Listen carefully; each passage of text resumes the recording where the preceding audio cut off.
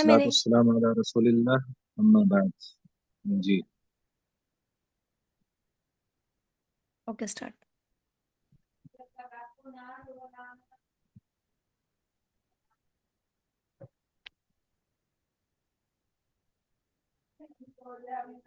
पढ़िए।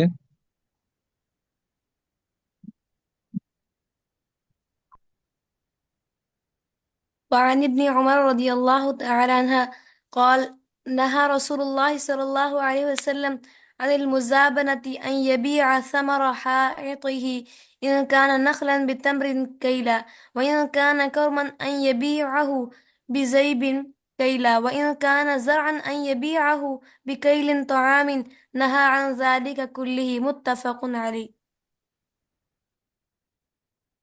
जी बिस्मिल्लाह।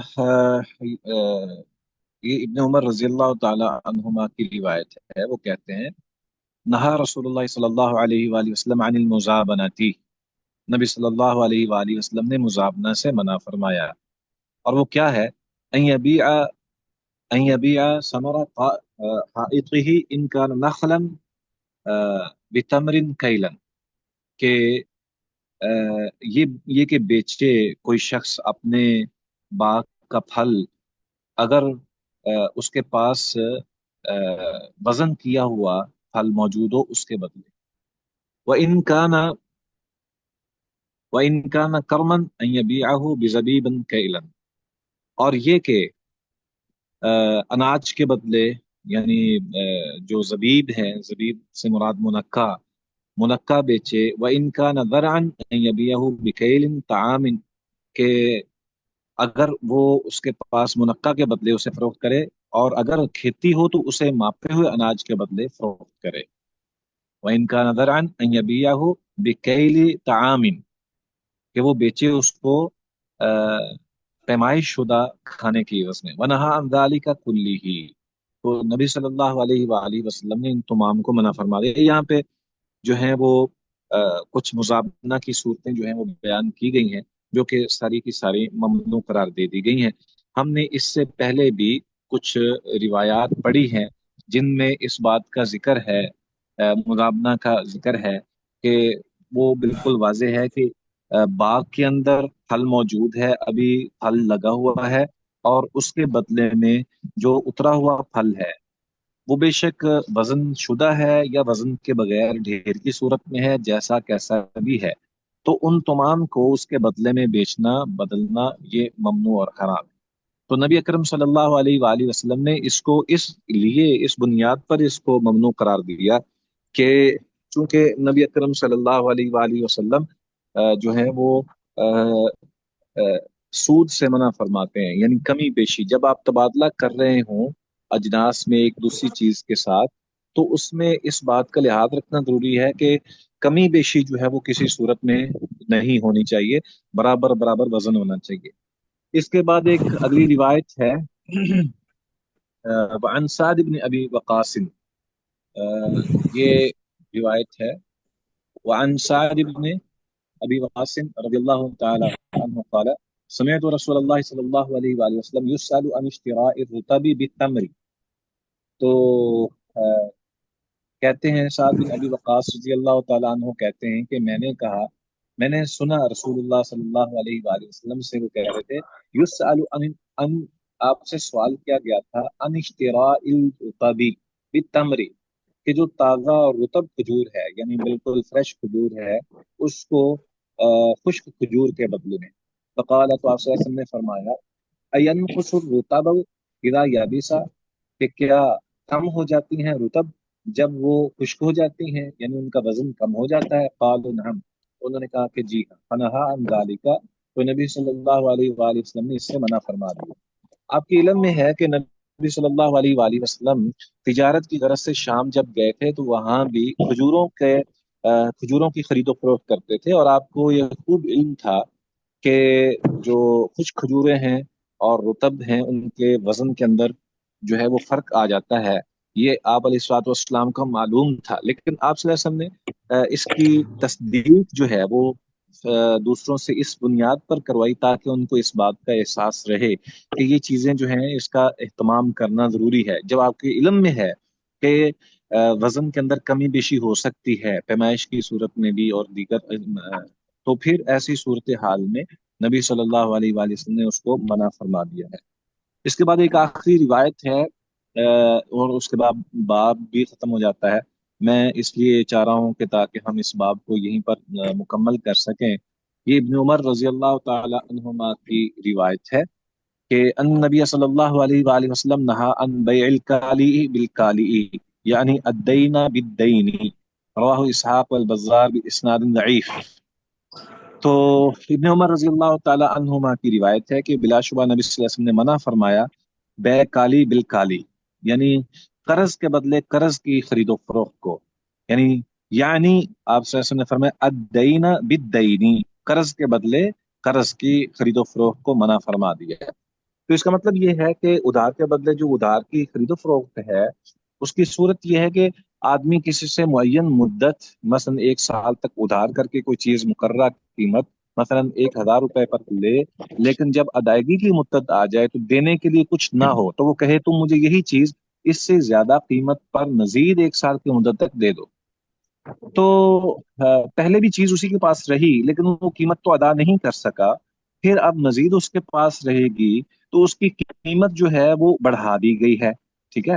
تو اب بے کے وقت دونوں کے پاس کوئی یہ ایسی چیز نہیں تھی، بلکہ یہ صرف ایک چیز جو ہے اس کی قیمت کو بڑھا دیا گیا ہے، باقی تو انہوں نے کوئی چیز تبدیل نہیں کی، تو جو دونوں کے قبضے میں آ رہی ہے اس میں کوئی چیز تبدیل نہیں کی۔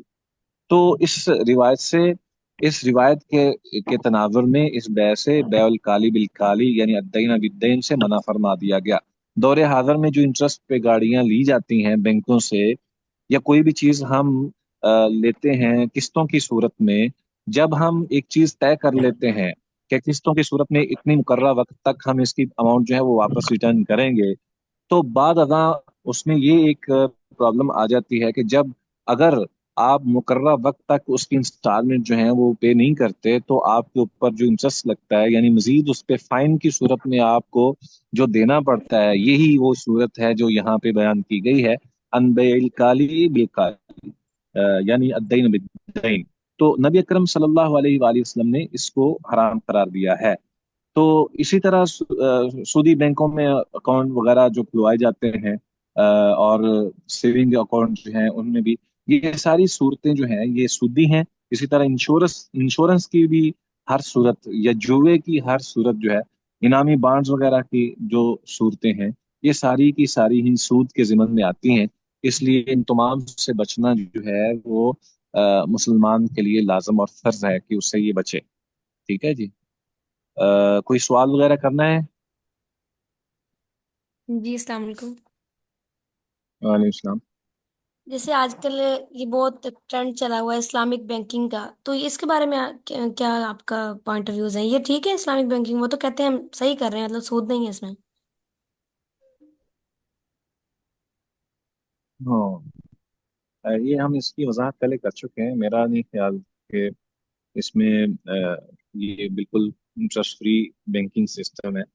ڈیفینیٹلی اس میں کچھ نہ کچھ تو ایسی اشیاء ہوتی ہیں، البتہ ہم چونکہ مجبور ہیں، اللہ مستور قوم بھی، جب ہم اضطراری کیفیت میں آ جاتے ہیں تو پھر بینک کے ساتھ ہم لا محالہ کوئی نہ کوئی ایسی صورت اختیار کر لیتے ہیں کہ ان کے، ظاہر بات ہے بینکوں کے بغیر ہم کچھ نہیں کر پا سکتے، تو یہ جائز تو نہیں ہوگا۔ اسلامی بینکنگ جو ہے وہ تھروٹ، آپ کو پتہ ہی ہے کہ یہ ایک ریلیٹڈ ہے ہمارے اسٹیٹ بینک کے ساتھ، اور اسٹیٹ بینک جو ہے وہ عالمی بینکوں کے ساتھ، اور پھر اس میں ایک آپ اگر اے ٹی ایم سے کوئی سنگل کوئی بھی چیز جو ہے نا، یعنی اماؤنٹ وغیرہ آپ نکلواتے ہیں یا آپ جمع کرواتے ہیں تو اس پہ بھی ان کو بینک کو انٹرسٹ ملتا ہے، تو یہ پاک تو نہیں ہے بالکل، واللہ اعلم۔ السلام علیکم ورحمۃ اللہ وبرکاتہ سر۔ جی وعلیکم السلام ورحمۃ اللہ۔